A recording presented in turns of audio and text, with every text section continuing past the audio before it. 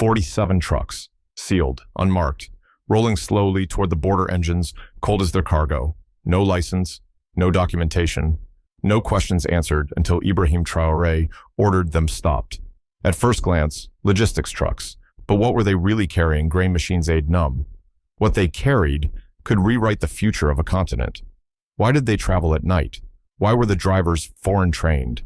Why did the GPS trackers deactivate 15 minutes before the checkpoint? And most importantly, who sent them? One man stood in their way, and his voice roared like the Sahel wind. If they steal our earth beneath our feet, then I will stop the wheels. If you believe Africa is not a warehouse for empires, stay to the end. 47 unregistered cargo trucks intercepted near Gawa, Burkina 24, May 6, 2025. The official report was short, but the images Grainy shared across Telegram and WhatsApp told a different story. Dozens of military-style trucks stopped at the southern border checkpoint, drivers detained, engines cold, seals unbroken. At first, the manifest claimed agricultural equipment, but upon forced inspection by a special unit under direct presidential orders, the truth surfaced. Inside, raw gold ore, unrefined uranium, heavy bags of rare earth soil, all unsorted, all undocumented, all bound for an undisclosed port in Abidjan.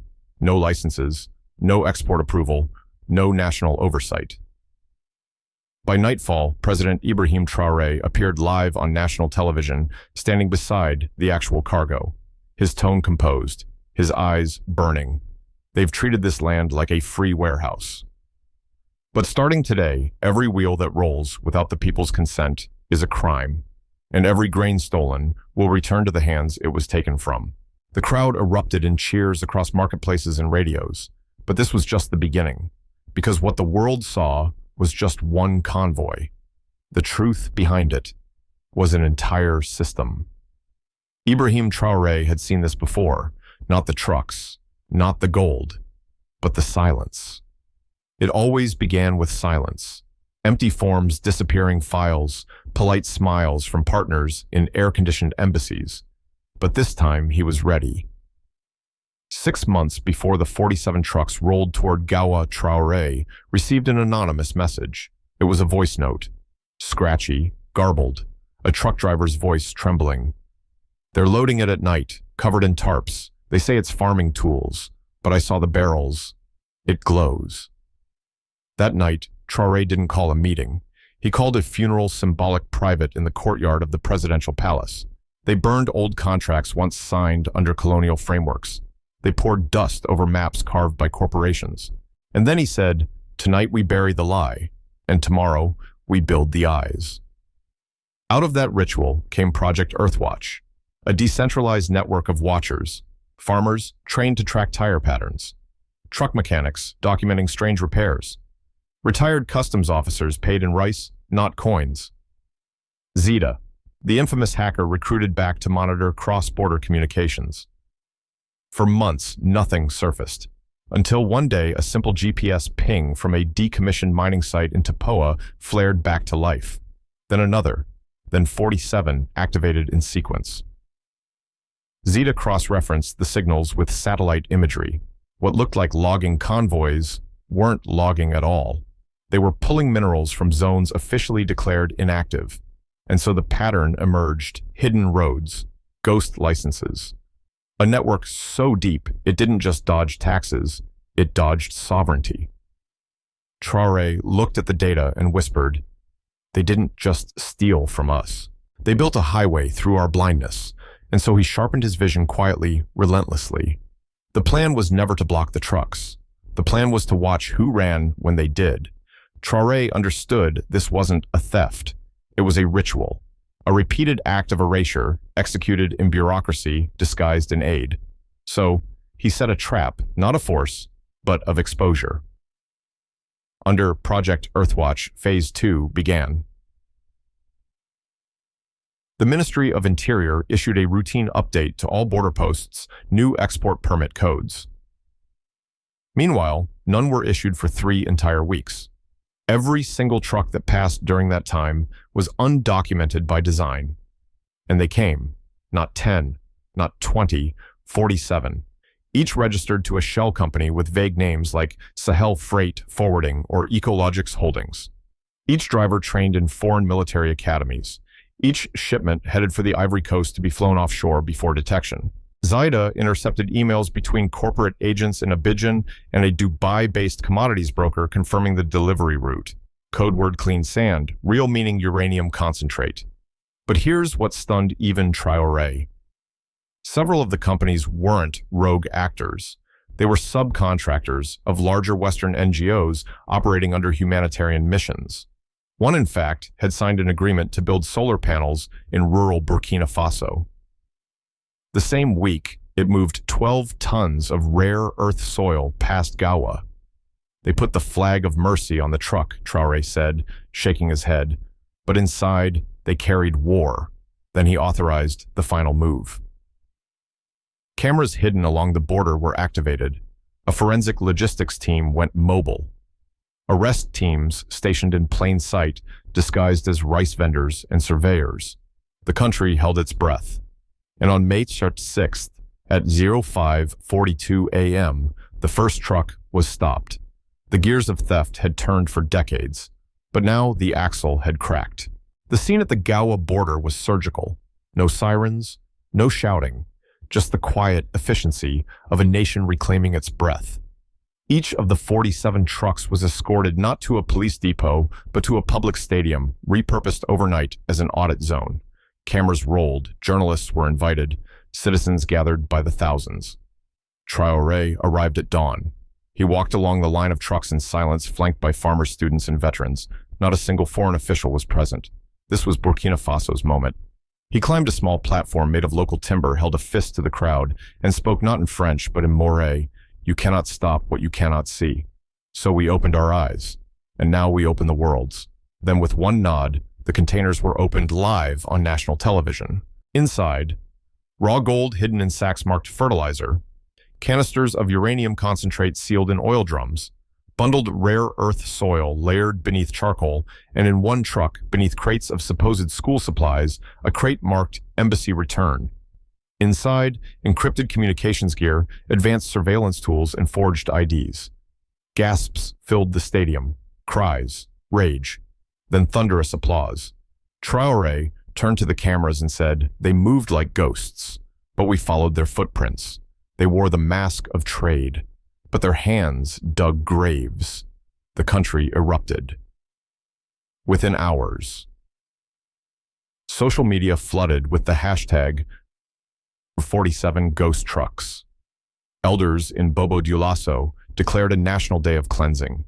Activists in Niger and Mali formed watch committees on their own borders. Burkina Faso was no longer asking questions.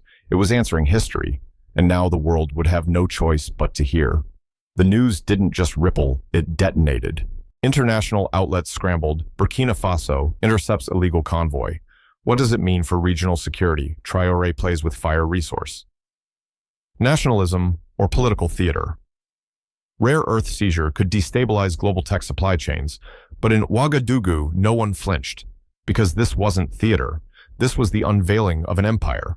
Traoré wasted no time. He summoned the National Security Council, flanked not by foreign advisors, but by elders, engineers, miners, and mothers. There was no round table, only maps, data, and silence. Then Traoré drew a red line literally across the southern corridor. No truck, no train, no deal leaves this nation unless it is seen, signed, and shared by the people. And if they call that war, so be it. We've been at war since they planted their first flag. Within hours, action followed word. 3 border crossings were closed.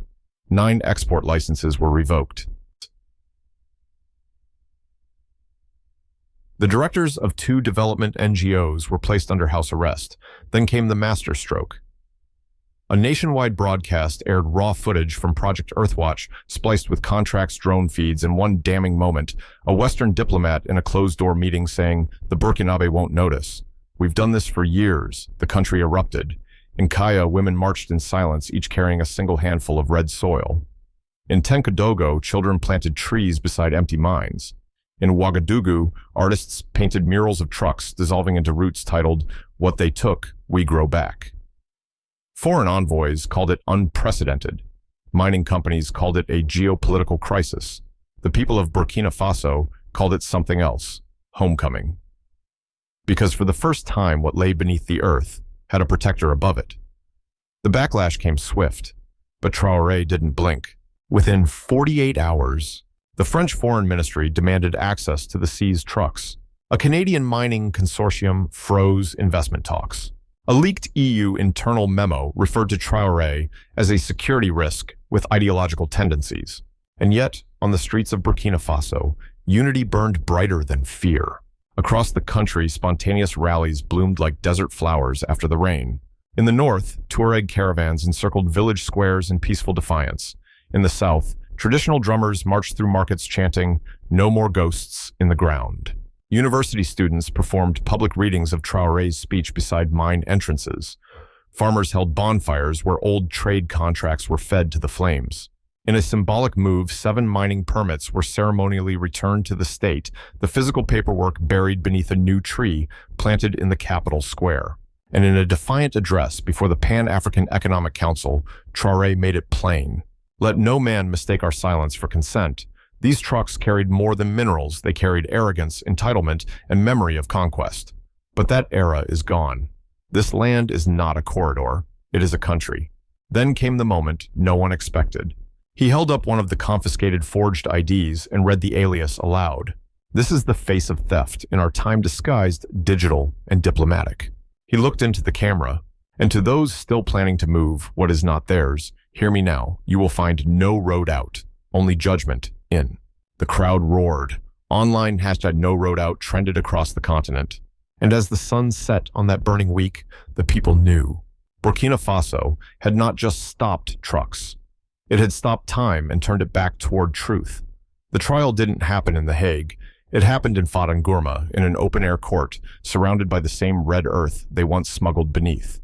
No imported robes, no platinum pens, just wooden benches, local judges, and a nation watching live. 7 individuals stood trial, 3 logistics company executives, 2 NGO directors, a former customs official, and 1 foreign agriculture advisor who in truth had no farming credentials at all. All tied to the 47 ghost trucks. All charged under a new law passed by emergency decree, crimes of extraction against national sovereignty. Traoré didn't sit as judge. He stood as witness. And when his time came, he held no papers.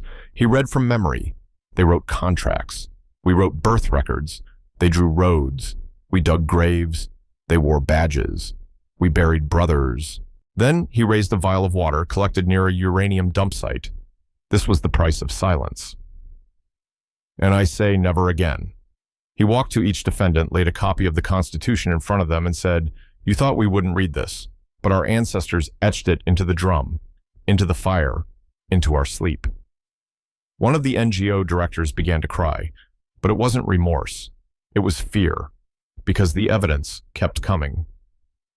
Satellite overlays of truck routes, bank transfers to fake consultancies, email threads with subject lines like Burkina Drain Initiative. This wasn't just smuggling. This was systemic sabotage, and the courtroom became a drum. Every document a beat, every fact a rhythm. Africa wasn't just listening, it was awakening. If you, too, believe truth must be spoken, leave your word for Africa below. What would you say if justice could finally hear you? Day 2. The wind had changed. The crowd outside the courthouse had doubled students, minors, widows, elders. They brought cooking pots, wooden flutes, and mats. They weren't just witnessing a trial. They were writing a new chapter. Inside, the testimonies continued. A teenage boy took the stand. His father had worked at one of the mining sites now under investigation. One morning, he drank from a nearby stream. By nightfall, he couldn't breathe. By morning, he was gone. The boy held up the bottle of water they had collected from that same stream. "You call this progress?" he asked, voice trembling. "We call it poison." Gasps filled the air. Then silence. Then Traoré stood again, not as a politician, but as a son of the soil. "We gave them sand. They took stone. We gave them partnership. They brought plunder. And when we bled, they filed it as collateral damage. He pointed to a map behind the tribunal, each red dot marking a site connected to the truck route. This is not one case. This is a systemic betrayal, and the price was paid in silence and bone.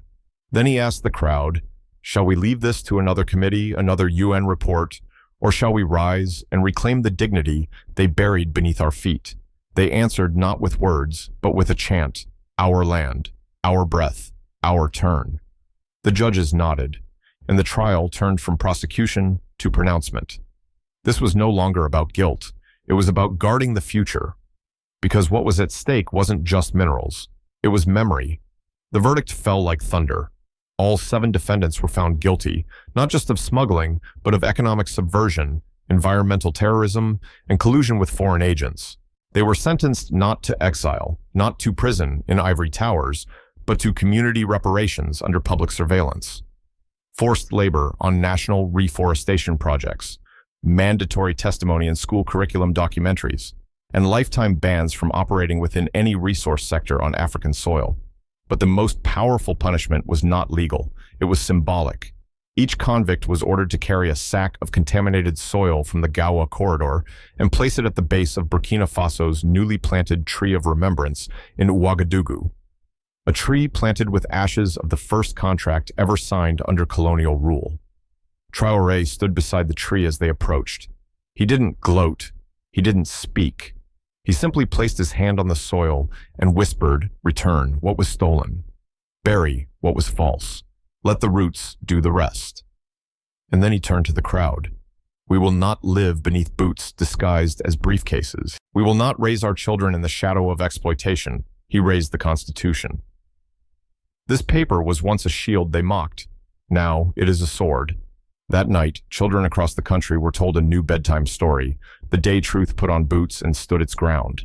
And across village radios, the closing words of the national broadcast echoed, "The land has judged. The people have remembered. And justice walked without fear. If you believe the soil has a voice, write one line for Africa below. Let this not be the last time the truth speaks." 3 days after the trial, while the world digested the shock, a new tremor broke through the cracks. A whistleblower emerged, not from Burkina Faso, not from a mining company, but from within the African Union. Codename Kaya Mbali, a mid-ranking legal analyst with access to diplomatic archives. She leaked 58 classified memos dated over a decade titled Asset Stabilization in Peripheral States.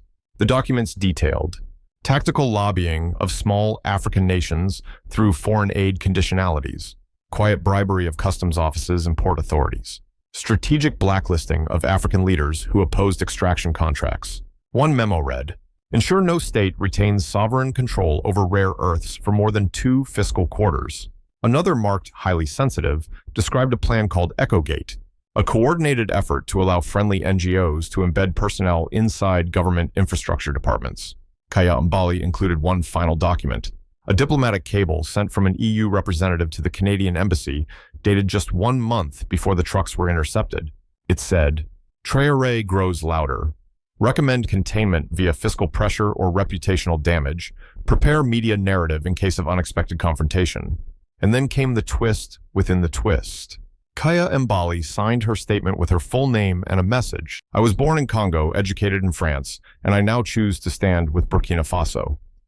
Traoré's courage gave me mine." Across social media, one hashtag began to surge: "Stand with Kayas." Because betrayal had a face, but so did defiance. The ripple became a wave. As Kaya's leak circled the globe, one government broke ranks. Brazil. In a stunning midnight press conference, President Joana Almeida, a long, silent figure on African affairs, addressed her nation and the world. She didn't speak in riddles. She didn't use diplomatic fog. She said Burkina Faso is not the problem. It is the mirror. Then she dropped a bombshell. Brazil would declassify all agreements it held with Western mining and defense firms regarding Africa. The press gasped. But she wasn't finished. Effective immediately, Brazil will freeze all extraction-based partnerships in the Sahel. We invite President Traoré to speak before our National Assembly. The announcement shook every corridor of power. In Brussels, panic. In Washington, emergency briefings. In Paris, fury veiled as deep concern, because a new axis was forming. Not east, not west, but south-south. One born not of ideology, but of shared scars. Back in Ouagadougou, Traoré issued a simple response. "We do not seek allies in name. We seek memory in action." And the people understood. This was no longer a nation on the defensive. This was a continent in conversation. The next day, 7 more countries called for reviews of foreign extraction deals. In Ghana, murals of Kayam Bali and Ibrahim Traoré appeared side by side, painted on university gates. In Mozambique, a poetry festival ended with one chilling line. "If they think Africa has no archives, tell them we kept every page in our bones." The tide was no longer turning. It had turned. And then, just when the dust seemed to settle, another revelation cracked the sky open. An anonymous file appeared on the dark web, encrypted, tagged only with a single phrase, "Echoes from the border." Within it, drone footage, time-stamped 1 week before the truck convoy was stopped.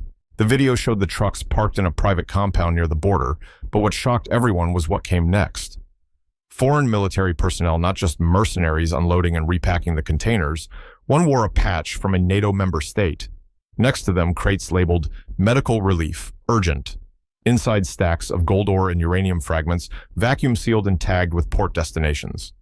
Overlaid GPS data revealed a planned route that bypassed official customs entirely through private airstrips leased by aid organizations. Within hours, international journalists verified the footage, and the global narrative collapsed. What had been dismissed as an overreaction by Traoré was now a covert transnational crime operation draped in humanitarian disguise. Across Europe, questions erupted. How long had this gone on? Who approved the funding? What else had been labeled aid? In Burkina Faso, the response was silence, but it was the kind of silence that waits before a storm of clarity. Traoré didn't hold a press conference. Instead, he released one sentence to every radio speaker and school PA system in the nation: "They crossed borders for our minerals. Now we cross silence for our truth." In that moment, Burkina Faso was no longer a pawn on the global chessboard. It was the one tipping the table. 6 months later, the dust had settled, but the soil had bloomed. Where checkpoints once stood, now stood community markets, built from reclaimed steel.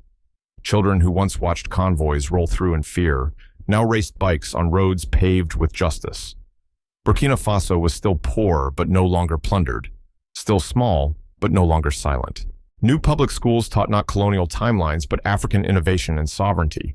Old contracts were burned, new cooperatives rose, and in the heart of Ouagadougou, beneath the tree of remembrance, President Ibrahim Traoré spoke one last time, wearing no uniform, no bulletproof vest, just his voice.